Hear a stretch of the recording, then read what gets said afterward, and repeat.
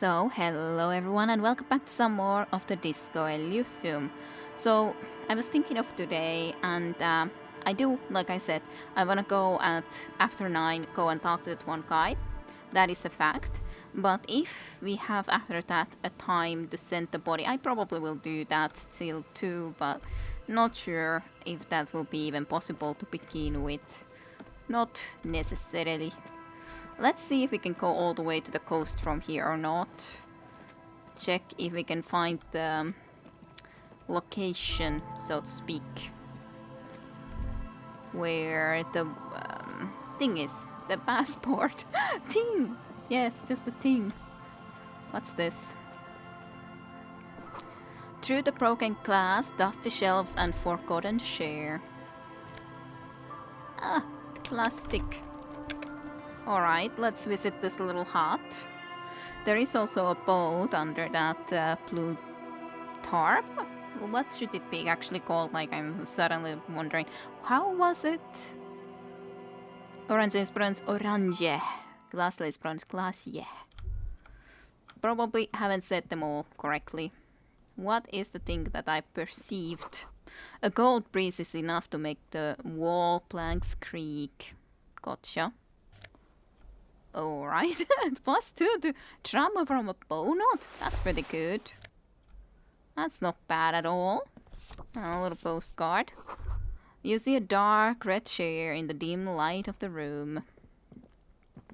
Probably there wouldn't be extra bonuses. I actually noticed something too that we just got there. But I haven't had even anything in the neck, so hey. Bow tie. This fits us perfectly. Well, the other guy, you are sure that wearing this tie is a statement. You're not sure what kind of statement though. Well, it's only a red chair. Just a red chair in an empty shack with what looked like a dusty bow tie on the shelf. Nothing to see here, right? Hey game, where are we? In someone's abandoned shack. On the coast in Martinique. He looks at you. In Revanchol. He's afraid you've forgotten suddenly. What's with the red chair? Nothing, it's just a piece of furniture. He looks at the chair, gathering dust. Red paint is peeling off it. Looks like blood, no.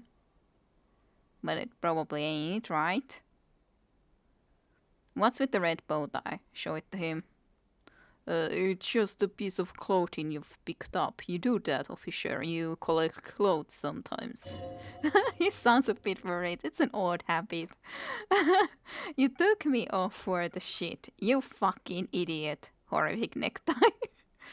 Put the horrific necktie back on immediately or you will miss out on final showdown. This is your last warning. Put me back on. Yes, agreed. You should never take your necktie off. Ever. Okay. Could our suspect be saying here? Here. He looks around. I don't see signs of recent habitation. This place is abandoned. See? It doesn't like the vibration from the red chair either. Alright, let's move on then. That's enough of this goddamn red chair. Just thought that the flashlight might still maybe prove a little bit useful just in case, cause you never know for sure, right? Let's go. Let's go. Let's move onwards. But yes, I definitely do plan to be talking to strangers and taking breaks and all that. But just now, we've just been in a groove. There's a boat tucked away underneath the tarpaulin cover. Alright, I guess that's the way it's supposed to be said. Just don't know where to even go in here. Exactly. Cinder block shard, a makeshift fire pit with magazines for lighting. Interesting. There's some peoples. The bushes are too thick and thorny to pass through. But there's people there. What about this then? Just life friend. Oh, well, I guess I won't mind that exactly. White curtains have been drawn shut, no looking in. Fine enough. Ah, another pant. +1 to Kingdom of Conscience. You see dust-covered linens, dried tulips on a bed. I was thinking anyways that indirect modest of taxation, I don't even have that thing. Now at least I understand what it would be, as in like these plans of giving a Kingdom of Conscience bonus. I wonder how that exactly would then like mean. We can definitely put them on. Like, but just wonder how does that exactly work. But we don't, like the only other shoes we have is this, and it takes a very Sapphire Fair. I guess we can try to wear them. I guess they might fit with this. But Sapphire Fair is also so good. So, well, can't have everything equipped at once, right? What's it? These are some wonderfully regular pants. Not too tight, not too loose, moderate in every sense. You'll blend right in and at some pleasant dinner party. I like regular normal things. I know you do. These intersolary pants are like wearing a perfect compromise in your nether regions. No one will call the morally turned on you like this, that's for sure. You're a little more moralist now, buddy. A little more normal, even if you didn't want to be. It's fine. It's fine. Huh? The bench. The worn and beaten wooden planks of the bench do not look overly comforting. The lieutenant looks down the street. We can sit on the benches after we solve the murder. Let's go. Ah, right. Gotcha. It's for that purpose. And like, I would like to go there, but I think that's all the way over and around. Sounds of life in the north. A washboard scrum filled from fabric. Yeah, but what about this house here? These houses. What's this then? The shot could have come from here. Trees couldn't have come from here. Trees spoke in the way. Gotcha. I definitely understood that anyways, that this would not be the logical direction. I guess I can't go exactly into there. Kind of just feel that I want to make sure that I didn't miss something here on the meantime when coming into this way, because it would kind of suck. Like, was there something here into the south or not? Did I for sure explore everything here? I think I did. I think I didn't manage to get anywhere else in there, but what about into here then? Is there something here or is there absolutely nothing? At least I guess I won't be able to get there from here, even if there would be something at some point. Yep, no way to go there, but hey, sometimes you just have to make sure, like I said before, you have to make sure. Those areas I'll then explore later, I think. I just want to continue or try to go through this left side first, so to speak. And just make sure that we scour the edges, which does involve talking to these people over here and taking whatever they have there for themselves. A wedding stone, well worn and covered in rust. Ah, there's a person too. Some cash. Definitely happy to see some construction material of whoever planned to build this house left in a hurry. Kids, actual maybe normal kids. Ah, Brock. Let's talk to kids. Why not?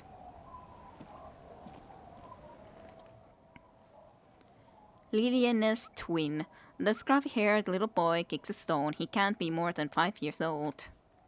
The other one looks indistinguishable from him. He watches his brother kick the stone with his tongue lolling out of his mouth even. He doesn't have many mouths. You guys look identical. The stone-kicking one becomes frantic all of a sudden, as if that's something to be scared of, the obvious fact that you just stated. He looks just like me, the other one says. He looks just like me, the other one says. Yeah, I said that. The boy doesn't answer. His brother throws another rock. Both of their hair is covered in some kind of dirt. You're bad with kids, the lieutenant remarks with evident glee.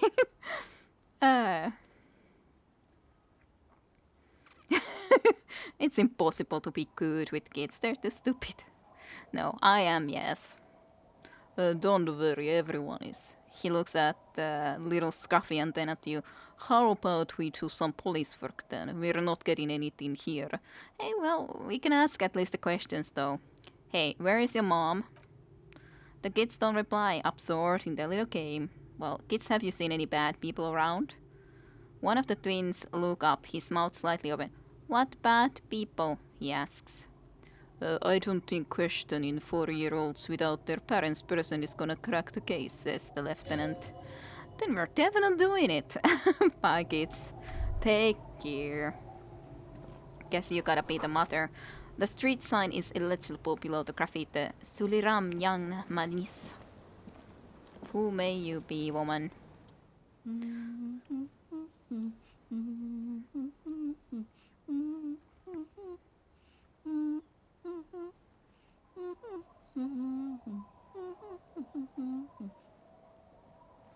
The woman next to the bucket of clothes hums an odd melody. Her eyes are closed. Welcome to the fishing village. Please lean in closer. I have cataracts. So can't see very well. She opens her eyes. If you can't see, then how did you know I was here? I still have a golden ear. Come. She beckons you towards her. Well, let's lean forward. Oh, welcome, police officer. We don't cause any trouble around here. And we don't want any trouble either. Of course, a shadow passes over her face. We are not here to cause any trouble, madame.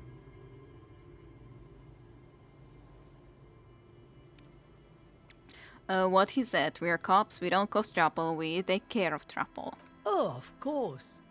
Last time we saw you around here was 12 years ago. You also came to take care of trouble then, which you did. But still, in Martinez, you're considered an ill omen. Wait, I've been here before? No, not you personally. I meant the RCM. Some of the men got into a fight. One of them killed another. Locked himself in that woodshed over there. Oh. She points to the building behind her. He was brooding, needed some help opening the door. You got it open for him and took him to think about what he'd done in a more secluded place. Somewhere more quiet. She says it as if he was on some kind of a spiritual retreat, yeah.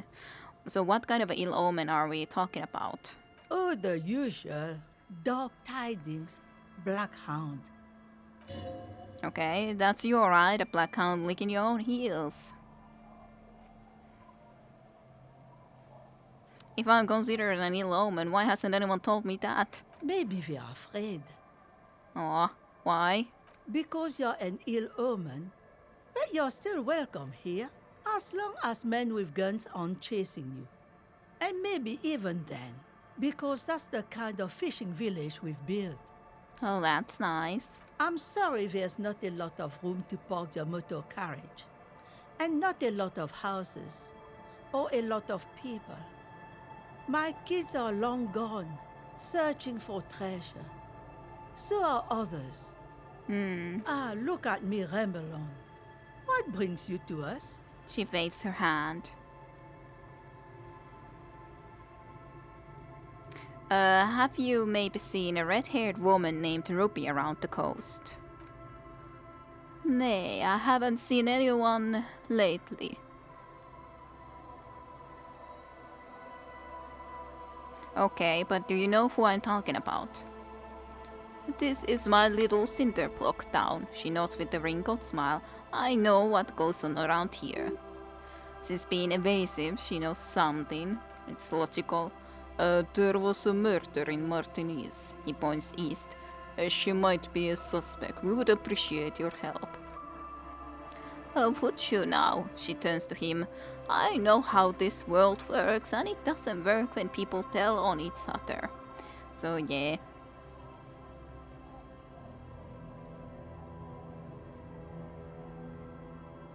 Okay, help her out, come out. You know something. We are here to help, though. Hey, that you are, Dark Omen. Help yourselves and your organization. Help the storm clouds scatter on the horizon. She shakes her head.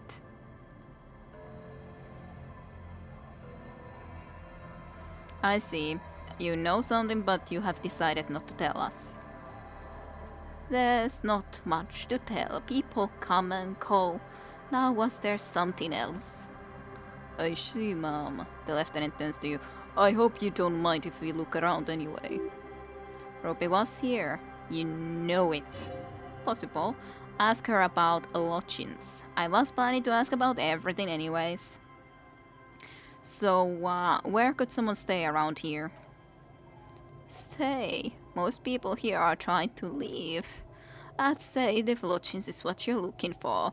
I've got a free room in the shack. Her soapy thumb points to the building behind her. How much is it? I won't charge you for it. Take it as a gesture of goodwill from the village to the RCM.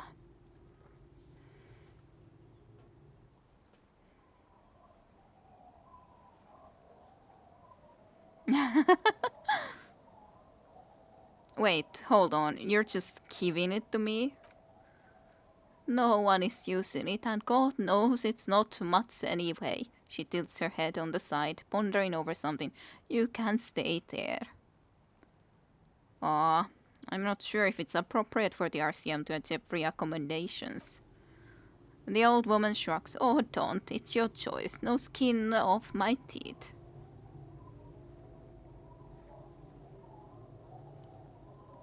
Wait, why isn't anyone using the room? My kids grew up and left like they do. The house is long empty now. I live in a small side attachment. It's easier and cheaper to keep warm. It's not that she misses the kids. They've been gone too long for that. But deep down, the old woman is incurably lonely. Aw. Alright. One more time. I can just have the room. Hey, she nods and looks at the shack. The room is pretty bare bones, but it's got a bed and roof over it. That's more than some folks have around here.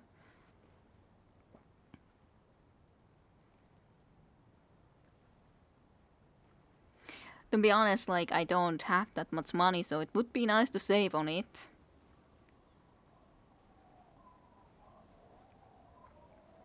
I don't need much. This sounds just fine. Thank you.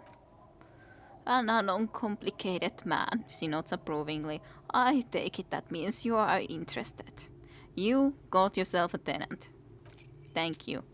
Don't make an old woman regret opening her house to the police. A key appears from under her apron. She hands it to you. Well, if you're not in the hostel in the morning, I'll know where to find you. He looks around and adds, here, in a shack. Indeed, you do. He's a little relieved you're no longer in that room. Okay. Should he? This environment encourages one thing and one thing only, drinking. Well, I won't be drinking though. So what is in this village? Just us. She sounds tired. It's barely a village anymore. We almost don't exist. What do you mean?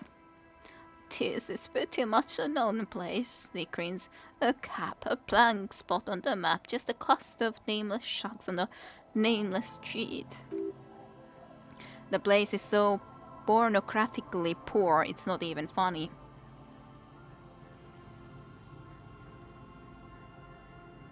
So, who else lives in this village? This place is pornographically poor. I guess I gotta say it. Conceptualization said it. The lack of wealth is the one thing we've got in abundance. The woman smiles cryptically. Riddles. The lieutenant marks dryly and looks around. What's with the general ambience here? Hey. The eye grows wide with glee. Sometimes it's just how I've also gotten lost inside this nameless nothing. Well, I'm lost too. Oh, her expression betrays curiosity. It seems to be a common theme these days.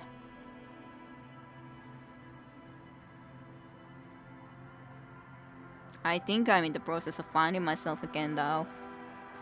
Isn't that what people always think when they are lost? A fleeting smirk runs across her lips. Something I can do to help you find your way, officer. Well, there's got to be something here, tell me. She waves her hand southwest. Over there you can find more of the same shacks and trees growing wild. That's the box. Between here and Jamrock, a dusty sea of old trees, all covered in industrial soot. Small houses under them, an overgrown park. The box? What's that? An old military hospital and its surroundings. He looks towards the buildings to the south. Or it used to be during the time of the suzerain. After the war, it was turned into a Goodwill hospital for shell-shocked veterans and folklookers and kite in the old sanatorium gardens. Now the area is crisscrossed with nameless streets and makeshift cinder blockhouses, shacks as far as the eye can see. What happened to the hospital then? The Goodwill ran out. She tightens the scarf around her neck. A staff left and the place was shut down. It's long gone by now. So who else lives in this village? Well, there's a Lillian and her kids.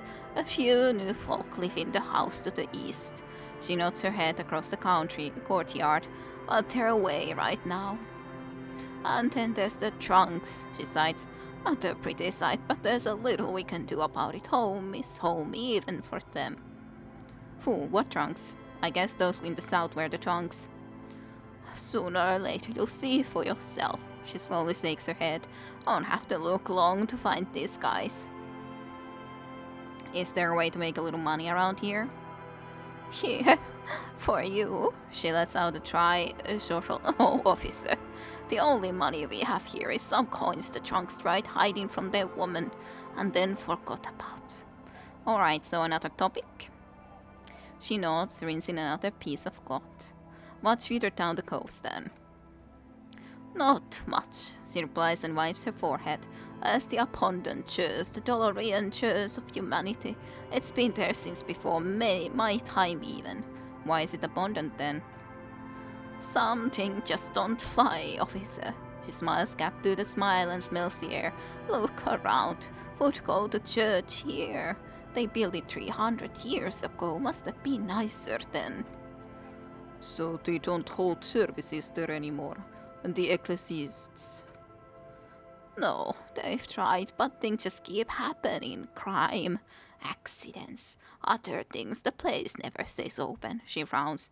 It's a pity. It used to be such a nice church. She's not telling you all she knows. Keep her talking. So I get the feeling you're leaving stuff out. What else is going on? Well, there's that music. Music from across the sea, she scoffs. It started a few days ago and now it's blasting even through the nights. Interesting. And now suspicious looking people are sneaking around the church. I don't like it. Suspicious people in the church. Interesting, you could look into this ruckus if you have the time, definitely.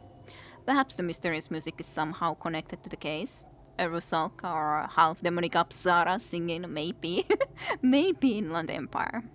So what else is down the coast? Before you get to the church, there's some ruins. An apartment complex or some kind of electrical plant. Run down bunch of houses, empty. So which is it then, apartments or electrical plant?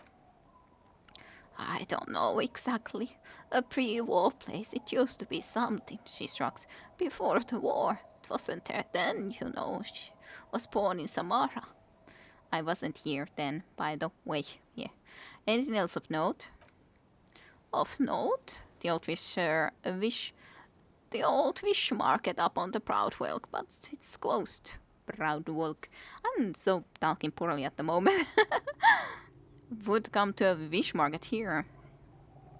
No one, that's why it's closed. After a long pause she adds, it was once a bustling place back when I was young and so was everyone else. Now what cats we do bring in go straight in a lorry. For the Delta or somewhere else. So that's it, there's got to be more along the coast. What? You're one of those real estate people with big plans. If you want a development opportunity, you can check out the abandoned building over at Land's End. Used to be a supply depot, we think, sending goods and ammo across the bay. It's sham shut though. We tried to get in to see if there was anything to sell or scavenge, but it is impossible. She drops a bar of soap into the bucket with a splash. And now you know everything there is to know about the ghost. So, could you tell me about yourself though? Who exactly are you? They're here. Me?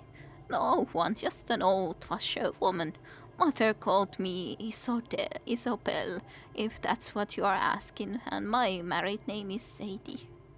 Now it's your turn, mister. Call me Harry. Why, I guess I will. Harry. It just falls off the tongue. I used to know a Harry. Strong lad, but dumb as a rock. What happened to him then?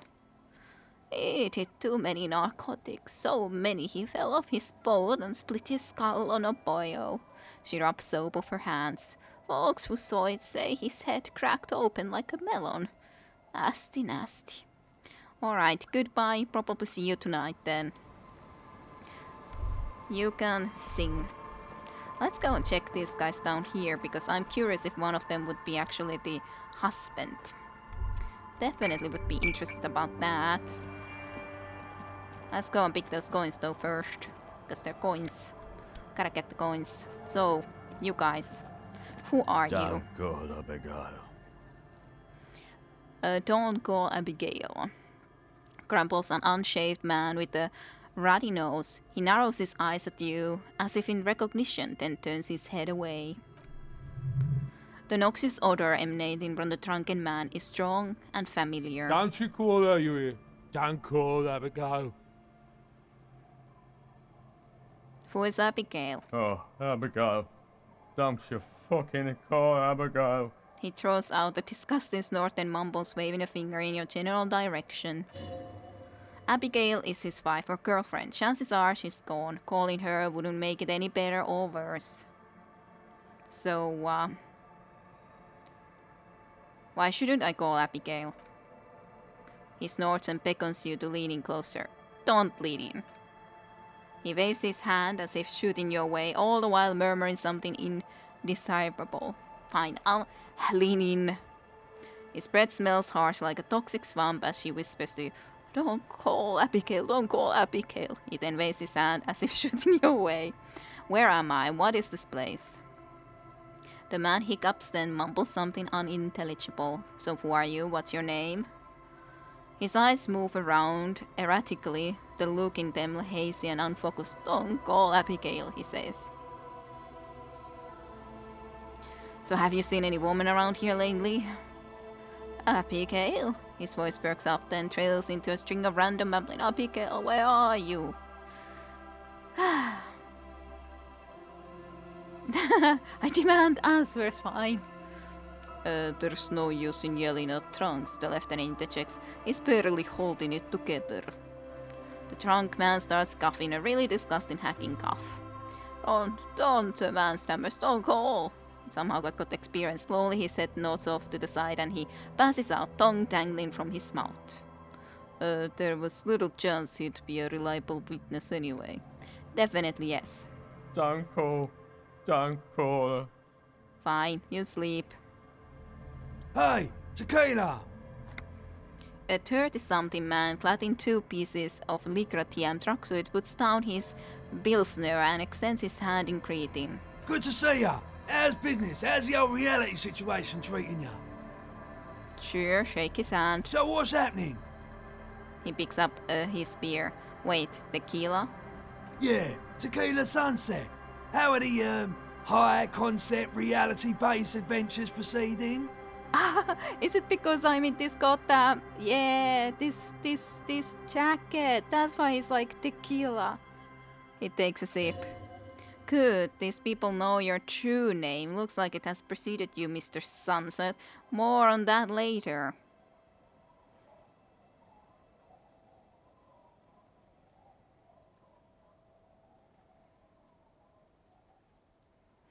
Not too hot. I'm on a 50-year losing streak. That's harsh.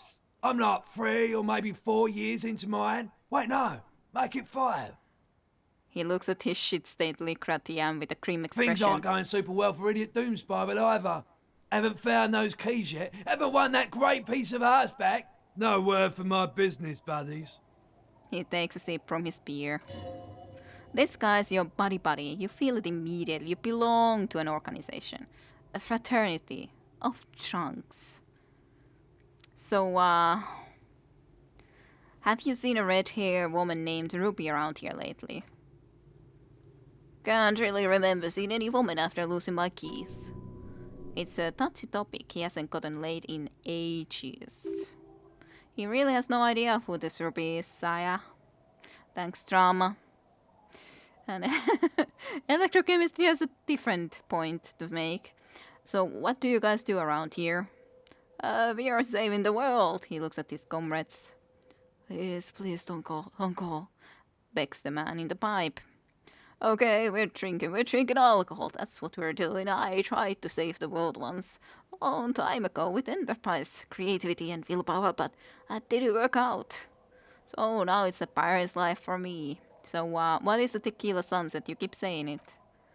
It's you. You're tequila sunset. How do you know this? We met before, don't you remember?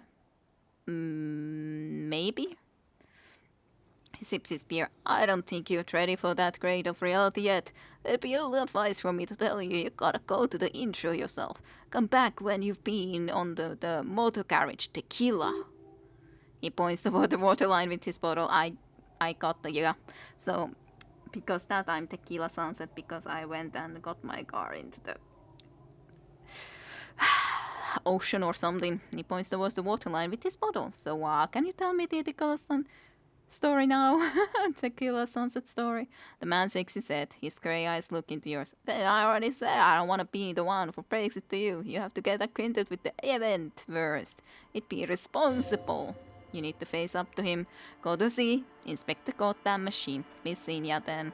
You too, Tequila Sunset. What about you guy there? Good to see you, friend. Do I have deals set up for you, buddy boy? He spreads his arms as if wanting to embrace you. Good to see you too, friend. So what do you want? I got smokes. They're cheap. Very cheap. I got Pilsner. Great deal. You won't get a better deal on that piss. Spirits I can let go for 300 real. Also I have speed. And by speed I mean amphetamine. He tilts his head.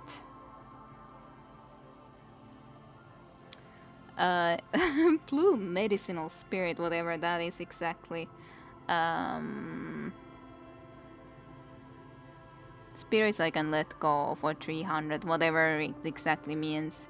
But no, I'm not gonna take any of those. Okay, but at least I see exactly what this means. So, speed border will be +1 to Motorix and +1 to Psyche overall. That's pretty good. -1 to Motorix, it just basically takes one of our volition away, but they boost every other Psyche and every other Motorix. So, it is pretty good for that.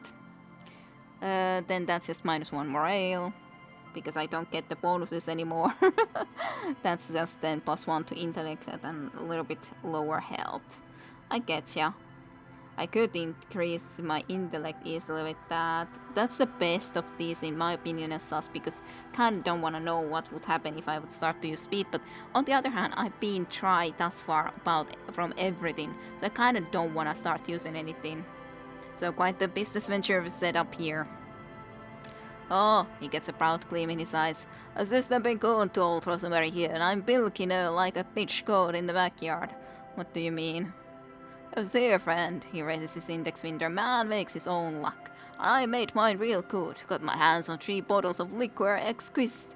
Sold 2 to the fellows around here and immediately invested the profit. Bought cigarettes, bought beer, even brought a bit of speed. And look at me now, I got everyone on my hook. He spreads his arms and smiles a crooked, toothless smile. The hook? Where is it? I can't see it. I got you, visual call, because I don't see a hook either.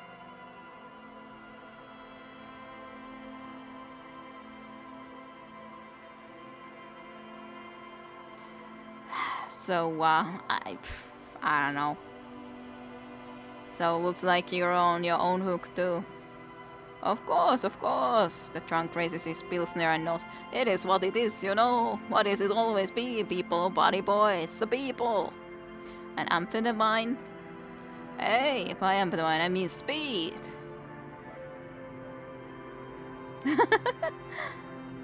I thought by speed you meant amphetamine. Yes, what I said. Right, got it. Good, good, my man. He takes a shrug from his beer bottle.